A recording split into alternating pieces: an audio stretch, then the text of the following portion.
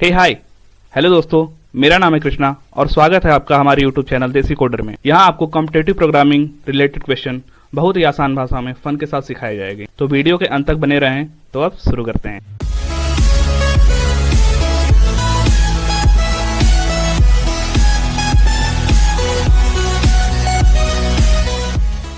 तो बस अब हम आते हैं अपने हैकर रैंक के डैशबोर्ड पे और आज हमारे 30 डेज ऑफ कोड सीरीज का डे 12 है। तो बस आते हैं अपनी प्रॉब्लम पे। और आज की हमारी प्रॉब्लम है इनहेरिटेंस। ठीक है, तो बस आते हैं। और आज का हमारा ऑब्जेक्टिव दिया हुआ है today we are delving into inheritance. ठीक है, तो आज हम इनहेरिटेंस के बारे में पढ़ेंगे और इसके लिए हम अपने ट्यूटोरियल में आते हैं और देखते हैं आज के क्वेश्चन में यूज होने वाले बेसिक्स। ठीक है, तो आते हैं अपने ट्यूटोरियल पे।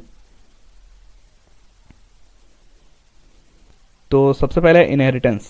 ठीक है, तो this is allow you to establish a hierarchy for your classes. ठीक है, तो इनहेरिटेंस होता है वो हमारे क्लासेस, अगर ढेर सारी क्लासेस बनी हुई हैं तो उन क्लासेस के बीच में हायरार्की प्रोवाइड करने के काम आता है। ठीक है, a class that inherit from some other class refer to as super class. ठीक है, इज कॉल्ड सब क्लास। ठीक है, तो अगर कोई ऐसा क्लास है जो किसी दूसरे क्लास, जिसको हमने यहाँ पे सुपर क्लास रेफर किया हुआ है, जिसे हम पेरेंट क्लास भी बोलते हैं, अगर उससे कुछ प्रॉपर्टी को इनहेरिट करता है तो वो सब क्लास कहलाता है। ठीक है, while a sub class inherit method and behaviour from A super class.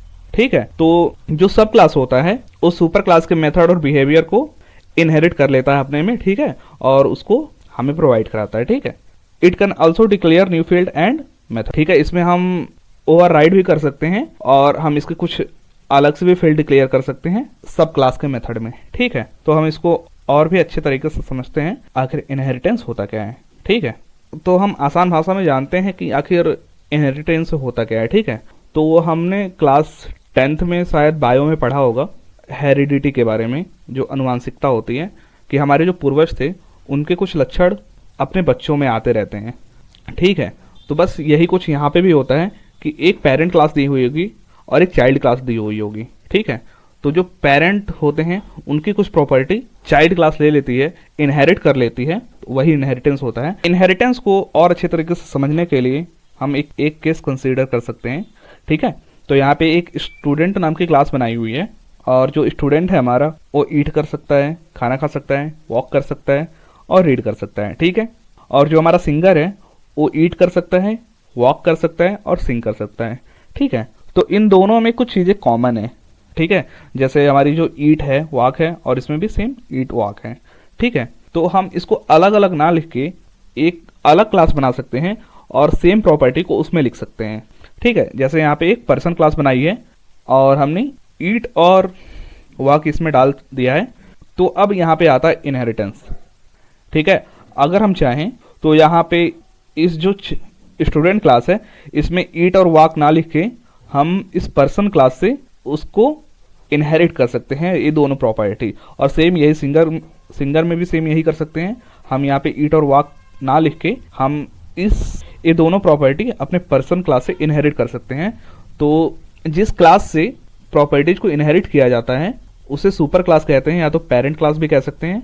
और जो क्लास प्रॉपर्टीज को इनहेरिट करती हैं, मतलब प्रॉपर्टी को लेती हैं, उन्हें चाइल्ड क्लास कहा जाता है या सब क्लास कहा जाता है। ठीक है, तो बस आते हैं नेक्स्ट और देखते हैं क्या क्या दिया हुआ है। ठीक है, यहाँ पे सब क्लास के बारे में है, जो मैंने चाइल्ड क्लास बताया।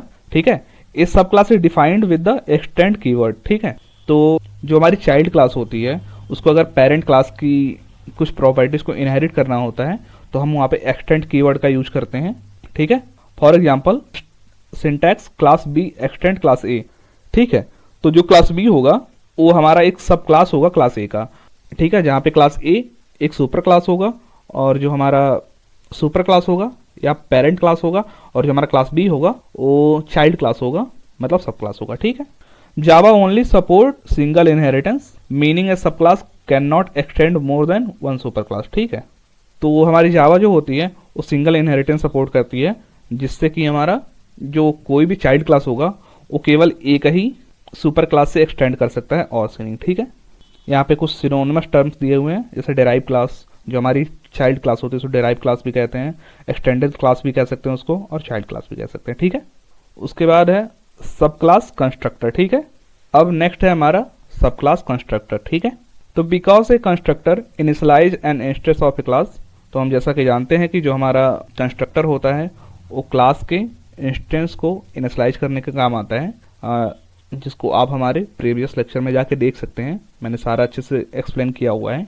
ठीक है, दे आर नेवर इनहेरिटेड, हम इसको इनहेरिटेड नहीं कर सकते हैं। ठीक है, लेकिन however the sub class must call a super class constructor as it is an extension of super class. ठीक है, तो जो हमारा सब क्लास होगा वो सुपर क्लास के ऑब्जेक्ट का एक्सटेंशन होगा। This can be done in either of the two way shown in figure. ठीक है, इसको हम दो तरीके से अचीव कर सकते हैं। ठीक है, यहाँ पे कुछ कोड दिया हुआ है कि हम सुपर क्लास कैसे बनाते हैं और जो हमारे सुपर क्लास का कंस्ट्रक्टर होता है वो कैसे डिक्लेयर करते हैं। ठीक है, तो यहाँ पे एक माई सुपर क्लास नाम का क्लास बनाया हुआ है। ठीक है, उसमें कुछ वेरिएबल डिफाइन हुए स्ट्रिंग टाइप का माई स्ट्रिंग नाम से। ठीक है, तो यहाँ पे एक डिफॉल्ट कंस्ट्रक्टर बनाया हुआ है एम्प्टी टाइप का। ठीक है, तो यहाँ माई सुपर क्लास बन चुकी है। ठीक है, अब हम अपने सुपर क्लास में कुछ पैरामीटर पास करेंगे जिससे वो पैरामीटराइज्ड कंस्ट्रक्टर कहलाएगा। ठीक है, तो यहाँ पे वही सारा काम हुआ है। ठीक है, तो हम इसको दो तरीके से अचीव कर सकते हैं। जो पहला तरीका है, the sub class makes an explicit call to the super class parameterised constructor. ठीक है, तो जो हमारा सब क्लास होगा उस सुपर क्लास के पैरामीटराइज्ड कंस्ट्रक्टर को थ्रू एक्सप्लिसिट कॉल इनहेरिट कर सकता है। ठीक है, तो यहाँ पे वही उसका कोड दिया हुआ है कि जो माई सब क्लास है वो एक्सटेंड करेगा माई सुपर क्लास को और उसकी प्रॉपर्टी को इनहेरिट करेगा। ठीक है, और यहाँ पे हम सुपर कीवर्ड का यूज करेंगे। ठीक है, और नेक्स्ट मेथड है बाय इम्प्लिसिट कॉल। ठीक है, तो सेम ऐसे ही कुछ यहाँ पे है, यहाँ पे कोड दिया हुआ है। ठीक है, अब आते हैं ओवरराइड मेथड। तो नेक्स्ट है ओवरराइडिंग मेथड। ठीक है, when overriding method it is best practice to precede the method with the override notion. ठीक है, तो हमारा जो इनहेरिटेंस में भी हम ओवरराइड का यूज करते हैं, जिसको हम ओवरराइड से डिनोट करते हैं। और ओवरराइड के बारे में और ज़्यादा जानने के लिए आप हमारे चैनल देसी कोडर को विजिट कर सकते हैं, जिसके मैंने प्रीवियस लेक्चर में काफ़ी अच्छे से समझाया हुआ है। ठीक है, नेक्स्ट कुछ एग्जाम्पल हैं हमारे इनहेरिटेंस को और अच्छे से समझाने के लिए कि हमारा इनहेरिटेंस आखिर काम कैसे करता है। तो यहाँ पे एक क्लास बनाई हुई है एम्प्लॉय नाम की, और उसका कुछ नेम होगा जिसे प्रोटेक्टेड कीवर्ड यूज किया गया है इसके नाम को डिक्लेयर करने के लिए, और जो हम उसकी सैलरी होगी वो इन टाइप की होगी, प्राइवेट कीवर्ड से इनिशियलाइज किया गया है। ठीक है, यहाँ पे एम्प्लॉय का कुछ नाम होगा, यहाँ पे हमने कंस्ट्रक्टर डिफाइन कर दिया। ठीक है, उसके बाद उसके नाम को इनिशियलाइज कर दिया नेम से। ठीक है, उसके बाद यहाँ पे स्ट्रिंग गेट नेम करके हमने एक मेथड बनाया और यहाँ से उसके नाम को रिटर्न कर लिया। ठीक है, ऐसे ही आगे कोड लिखा हुआ है। और यहाँ पे हमारा जो सब क्लास है वॉलंटियर नाम का, वो एम्प्लॉय से एक्सटेंड करेगा। ठीक है, आगे वही सारा कुछ हुआ है, ओवरराइड हुआ है, मेथड ओवरराइड हुआ है। ठीक है, और यहाँ पे हमारा कोड प्रिंट हो गया जो हमें चाहिए था, आउटपुट रिजल्ट। ठीक है, तो नेक्स्ट आते हैं अपने प्रॉब्लम पे और देखते हैं कि आज के प्रॉब्लम को सॉल्व कैसे करना है। ठीक है, तो और आज का हमारा टास्क दिया हुआ है, you are given two classes person and student. ठीक है, हमें दो क्लास दी होगी, एक पर्सन नाम की और एक स्टूडेंट नाम की। Where person is the base class and student is the derive class. जहाँ पे हमारी पर्सन क्लास होगी वो सुपर क्लास होगी, मतलब कि हमारा जो पेरेंट क्लास होता है, और जो हमारी स्टूडेंट होगी वो डिराइव क्लास होगी, जैसा कि मैंने बताया था जो चाइल्ड क्लास होता है। ठीक है, completed code for person and declaration for student are provided for you in the editor. ठीक है, तो हमें कुछ कोड हमारे एडिटर में दिया रहेगा, और observe that student inherit all the properties of person. ठीक है, तो जो हमारे स्टूडेंट क्लास होगा वो हमारे पर्सन की पूरी प्रॉपर्टी को इनहेरिट किया रहेगा, और हमारे पर्सन क्लास की प्रॉपर्टी हमारे एडिटर में दी रहेगी। ठीक है, अब complete the student class by writing the following. अब हमें स्टूडेंट क्लास में भी कुछ मॉडिफिकेशन करने हैं। कुछ मॉडिफिकेशन इस टाइप के हैं, ए स्टूडेंट क्लास कंस्ट्रक्टर विच है 4 पैरामीटर। तो जो हमारा चाइल्ड क्लास है स्टूडेंट नाम का, वो पेरेंट क्लास की प्रॉपर्टीज इनहेरिट तो करे ही करें, और कुछ हमें एक्स्ट्रा पैरामीटर भी दिए हुए हैं डिक्लेयर करने हैं। ठीक है, तो एक स्ट्रिंग है फर्स्ट नेम नाम का, और दूसरा है लास्ट नेम नाम का स्ट्रिंग है, और एक इंटीजर होगा वो आईडी नाम का होगा। ठीक है, और एक इंटीजर एरे होगा जो उस स्टूडेंट के टेस्ट स्कोर को डिक्लेयर करने के काम आएगा, स्कोर नाम का। ठीक है, और यहाँ पे एक चार्ट बनाया हुआ है, ग्रेडिंग स्केल दी हुई है। ठीक है, a care calculate method that calculate a student object average and return the grade character representative of their calculated average. तो हमें हमारा जो टेस्ट स्कोर होगा उसका एवरेज निकालना है, जिसे हम एक कैर कैलकुलेट मेथड में निकालेंगे जो हमारा एवरेज होगा, और उससे रिलेटेड कुछ नोटेशन है, हमें उसको भी दर्शाना है कि हमारा एवरेज नंबर का जो ग्रेड होगा वो क्या होगा। ठीक है, तो यहाँ पे कुछ इनपुट फॉर्मेट दिया हुआ है। The logged code in your editor call your student class constructor and passes it the necessary argument. ठीक है, तो हमारे एडिटर में कुछ कोड पहले से लॉग्ड है, उसको हम छेड़छाड़ नहीं करेंगे। जो हमारे स्टूडेंट क्लास का कंस्ट्रक्टर है, ठीक है, पहले से पास किया हुआ है सारे आर्गुमेंट जितने हमें जरूरी हैं। ठीक है, it is also call the calculate method. ठीक है, और जो हम कैलकुलेट मेथड बनाएंगे वो पहले से ही लिखा हुआ है, लेकिन इसमें कोई आर्गुमेंट पास नहीं है। ठीक है, you are not responsible for reading the following input from student. ठीक है, तो हमारी कोई जिम्मेदारी नहीं है कि हम कुछ इनपुट पहले से दिए हुए हैं, हमें उनको कॉल करने की कोई ज़रूरत नहीं है, जैसे फर्स्ट नेम हुआ, लास्ट नेम है, और you are not responsible for reading the following input from student. ठीक है, तो हमें कोई इनपुट लेने की हमारी कोई रिस्पॉन्सिबिलिटी नहीं है, पहले से इनपुट लिया रहा होगा। ठीक है, the first line contains first name last name and ID respectively. ठीक है, जो हमारा पहले लाइन होगी उसमें फर्स्ट नेम लास्ट नेम और आईडी ये बारी बारी प्रिंट होती रहेंगी। ठीक है, the second line contains the number of test score, जो सेकंड लाइन होगी हमारे नंबर ऑफ स्कोर को प्रिंट करने के काम आएगा, और जो थर्ड लाइन होगा वो हमारे स्कोर को प्रिंट करने के काम आएगा। ठीक है, यहाँ पे कुछ कांस्टेंट दिया हुआ है। ठीक है, और हमारा आउटपुट फॉर्मेट कुछ ऐसा है, this is handled by the logged सब कोड इन योर एडिटर। ये हमारे एडिटर में पहले कोड दिया हुआ है, उसके द्वारा हैंडल किया जाएगा, और your output will be correct if your student class constructor and calculate method are properly implemented. और जो हमारा आउटपुट होगा तभी करेक्ट होगा जब हम स्टूडेंट क्लास टाइप का कंस्ट्रक्टर बनाएंगे और जो हमारा कैलकुलेट मेथड होगा वो प्रॉपरली इंप्लीमेंट होगा, जैसा कि कोड में दिया हुआ है पहले से। ठीक है, तो यहाँ पे हमारा सैंपल इनपुट है हेराल्डो मेमेली। ठीक है, यहाँ पे कुछ आईडी दी हुई है, यहाँ पे कितने स्कोर हैं, और यहाँ पे नंबर दिया हुआ है 100 और 80। ठीक है, और उसके बाद हमें कुछ ऐसे प्रिंट करना है, name is equal to this and ID is equal to this, और जो हमारा ग्रेड है वो क्या ग्रेड होगा, जो हमारे नंबर का एवरेज होगा उसके हिसाब से यहाँ पे कंडीशन दी हुई है कि हमें ग्रेड क्या प्रिंट करना है। ठीक है, तो नेक्स्ट अब हम आते हैं अपने कोड में और देखते हैं कि आज क्वेश्चन को हम सॉल्व कैसे करेंगे।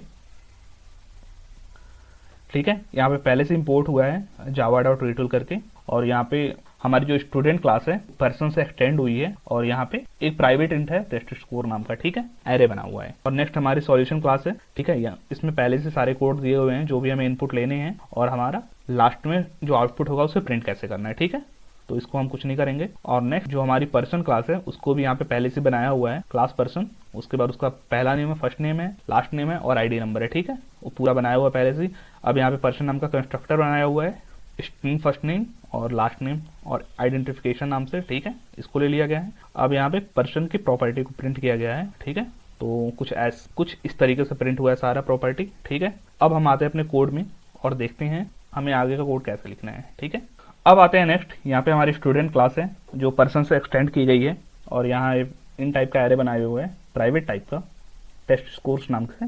ठीक है, तो यहाँ पे हमें अपना कंस्ट्रक्टर डिफाइन करना है स्टूडेंट का। ठीक है, और जिसमें कुछ प्रॉपर्टी जो होगी वो हमारी पर्सन क्लास से इनहेरिट करेंगे। ठीक है, यहाँ पे सारा कुछ दिया हुआ है कि हमें करना कैसे है, तो बस अपना कंस्ट्रक्टर बनाते हैं जिसका नाम हमारे क्लास के नेम के जैसे ही होगा। तो स्टूडेंट,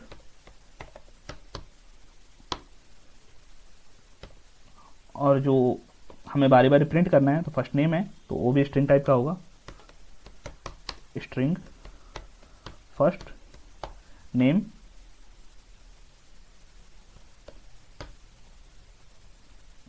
ठीक है, उसके बाद स्ट्रिंग जो हमारा सेकंड लास्ट नेम है, लास्ट। ठीक है, उसके बाद है जो हमारा आईडी नंबर होगा वो आइडेंटिफिकेशन है, जो इंट टाइप का होगा तो इंट आइडेंटिफिकेशन।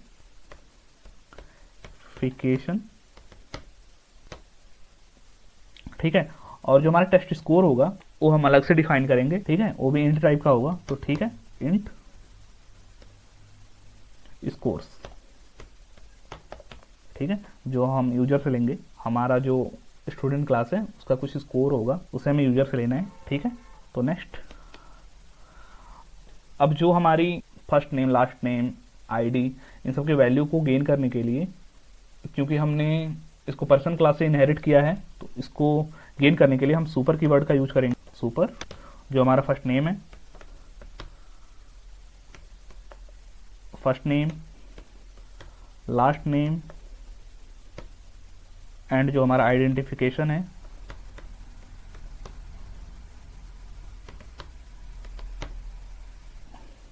ठीक है। और उसके बाद क्योंकि हमने अपने टेस्ट स्कोर को पर्सन क्लास से इनहेरिट नहीं किया है तो इसके लिए बस this dot test score use करेंगे।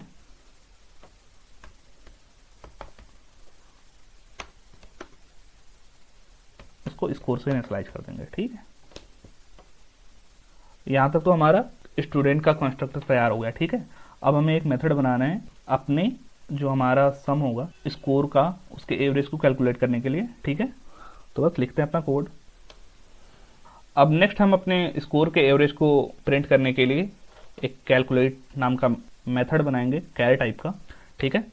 तो कैर कैलकुलेट, ये भी हम पब्लिक टाइप का ही रखते हैं ठीक है। तो इसमें हम कुछ वैल्यू इनिशियलाइज करते हैं जो कि हमारा स्कोर होगा उसका एवरेज। तो ठीक है, int average is equal to 0 से हम इसको इनिशियलाइज कर देंगे ठीक है। अब हमें अपने टेस्ट स्कोर के वैल्यू को लेना है यूजर से, तो बस इसके लिए हम एक फॉर लूप चलाएंगे ठीक है। तो int i is equal to 0 से शुरू होगा और जो हमारा आई होगा वो कम होगा हमारे टेस्ट स्कोर से, क्योंकि हमें पता नहीं है कि हमारा टेस्ट स्कोर कितना होगा। वो 2 हो सकता है, 4 सब्जेक्ट के टेस्ट स्कोर हो सकते हैं ठीक है। तो जो हमारा टेस्ट स्कोर होगा उसके हम लेंथ तक चलाएंगे कि वो कितना होगा ठीक है। तो बस कुछ नहीं करना है, टेस्ट स्कोर डॉट लेंथ, क्योंकि हमने डॉट लेंथ के बारे में पढ़ा है कि वो जितना होता है वो पूरा कैलकुलेट कर देता है ठीक है। अब हम अपनी आई को इंक्रीमेंट कर देते हैं 1 से ठीक है। तो अब हम अपने एवरेज की वैल्यू को सम कर लेंगे ठीक है। तो जो हमारा एवरेज होगा उसमें हम अपने टेस्ट स्कोर की वैल्यू को जोड़ते जाएंगे बारी बारी फॉर लूप की मदद से। टेस्ट ठीक है, और क्योंकि वो बारी बारी आएगा फॉर लूप की मदद से तो हम यहाँ पे आई लिख देंगे ठीक है। लेकिन जो यहाँ पे हमारी एवरेज है वो बस हमारे सारे टेस्ट स्कोर का सम होगा यार, लेकिन हमें एवरेज कैलकुलेट करना है तो बस ज़्यादा कुछ नहीं करना है। तो एवरेज जो है उसको हम डिवाइड कर देंगे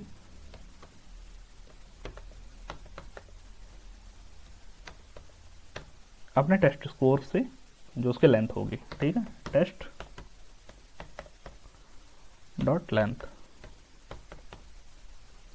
ठीक है, क्योंकि अगर हम 2 टेस्ट स्कोर लेंगे तो उसको 2 से डिवाइड कर देंगे, 3 लेंगे तो 3 से डिवाइड कर देंगे ठीक है, कुछ ऐसा है ठीक है। तो अब हम आते हैं अपनी कंडीशंस पे। यहाँ पे कुछ ग्रेडिंग की कंडीशन दी हुई है ठीक है। तो हम अब अपने कोड में आते हैं और इसकी ग्रेडिंग डिफाइन करते हैं कि हमें कितने नंबर पे कितना ग्रेड लिखना है। तो बस अब हम अपने जो हमारा एवरेज है उसकी हम ग्रेडिंग करते हैं। तो इसके लिए हम इफ स्टेटमेंट का यूज करेंगे ठीक है। तो इफ जो हमारा एवरेज है अगर बड़ा और बराबर होगा 90 के ठीक है, यहाँ पे जो दिया हुआ है ठीक है, तो उसको लिखते हैं 90। तो हमें रिटर्न करना है, तो सिंपल हमें ओ रिटर्न कर देना है ठीक है। एल्स इफ नहीं तो एल्स इफ अगर हमारा जो एवरेज है वो बड़ा और बराबर होगा 80 के ठीक है, तो हमें प्रिंट करना है ई ठीक है।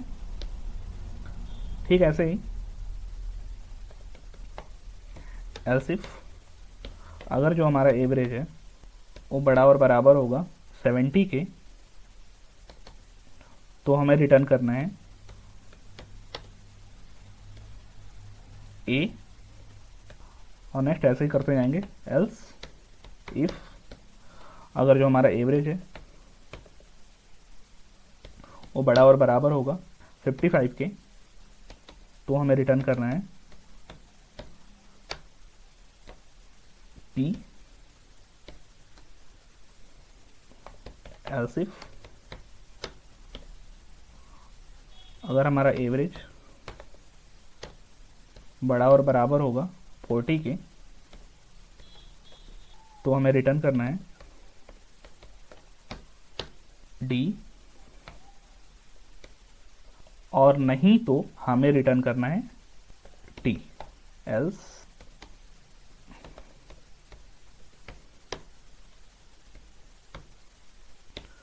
बस हमारी कोडिंग कंप्लीट हुई। ठीक है, तो बस यही था हमारा कोड। और अब हम अपने कोड को रन करते हैं और देखते हैं।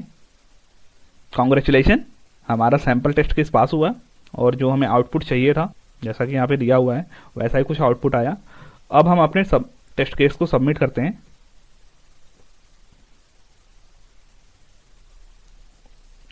सक्सेस एंड डबल कॉन्ग्रेचुलेशन, हमारे सारे सैम्पल टेस्ट केस सारा कुछ पास हुआ। ठीक है, तो बिल्कुल आसान था। अब हम वापस आते हैं अपने कोड में और देखते हैं कि हमारा कोड काम कैसे किया। ठीक है, तो यहाँ पे पहले से ही पर्सन क्लास बनाई हुई थी, जैसा कि यहाँ पे लिखा हुआ है। ठीक है, और नेक्स्ट हमारी जो स्टूडेंट क्लास थी उसको पर्सन से एक्सटेंड किया हुआ था, मतलब इनहेरिट किया हुआ था। ठीक है, और यहाँ पे एक टेस्ट स्कोर लिया हुआ है, क्योंकि जो हमारी पर्सन क्लास है उसमें टेस्ट स्कोर नहीं है। ठीक है, तो यहाँ पे हमने कंस्ट्रक्टर बनाया और हमने कुछ प्रॉपर्टी अपने पेरेंट क्लास से इनहेरिट की थी। जो हमारा फर्स्ट नेम था वैसा, लास्ट नेम था, आइडेंटिफिकेशन था, और जो हमारा टेस्ट स्कोर था उसको हमने खुद से पैरामीटराइज किया था। ठीक है, और जो प्रॉपर्टीज हमने अपने पेरेंट क्लास से इनहेरिट की थी उसको हम सुपर कीवर्ड की मदद से लिखते हैं। ठीक है, तो वैसे हमने लिख दिया। नेक्स्ट हमारा जो टेस्ट स्कोर था उसको हमने दिस डॉट टेस्ट स्कोर से प्रिंट कर लिया। ठीक है, अब हमें अपना जो टेस्ट स्कोर था उसको कैलकुलेट करना था, तो उसके लिए हमने एक कैलकुलेट नाम का मेथड बनाया जो कि कैर टाइप का था। ठीक है, तो यहाँ पे हमने एवरेज नाम का वेरिएबल भी डिक्लेयर किया था, ताकि हम अपने जो भी एवरेज आए उसको सेव कर सकें। ठीक है, और यहाँ पे जो टोटल नंबर था टेस्ट स्कोर में उसको प्रिंट करने के लिए भी एक लूप चलाना था, क्योंकि हमें पता नहीं था कि लूप हमें कितनी बार चलाना है। तो उसके लिए हमें टेस्ट स्कोर डॉट लेंथ का यूज़ किया। ठीक है, तो यहाँ पे हमने अपने एवरेज स्कोर को प्रिंट कर लिया। ठीक है, और यहाँ पे हमने अपना एवरेज स्कोर निकाल लिया। ठीक है, लेकिन हमें अपने जो भी टेस्ट स्कोर थे उसकी ग्रेडिंग करनी थी, तो उसके लिए हमने बस अपना इफ़ एल्स स्टेटमेंट का यूज किया। ठीक है, बस वही है सारा कुछ। उसके बाद हमने अपने कोड को सबमिट कर दिया। ठीक है, तो बस यही था हमारा आज का कोड। कुछ बड़ा नहीं था, बिल्कुल आसान था, नो रॉकेट साइंस, बिल्कुल आसानी से हुआ। ठीक है, ठीक है, तो बस यही था आज का। तो बस आज की क्लास हम यहीं पे समाप्त करते हैं। अगर आपको हमारी वीडियो अच्छी लगी हो तो हमारे चैनल देसी कोडर को सब्सक्राइब करें और हमारे वीडियो को लाइक करें, और अपने दोस्तों क्लासमेट जो भी कोडिंग सीखना चाहते हैं या जिनकी इच्छा है कॉम्पिटिटिव कोडिंग से रिलेटेड क्वेश्चन करने की, तो उनके बीच में डेफिनेटली ज़्यादा से ज़्यादा शेयर करें। अगर आपके पास हमारे वीडियो से रिलेटेड कोई सुझाव हो तो हमारे कमेंट बॉक्स में जरूर शेयर करें। फिर मिलते हैं नेक्स्ट वीडियो में एक नई प्रॉब्लम के साथ और एक नई मस्ती के साथ। तब तक के लिए bye, keep learning, keep coding. धन्यवाद।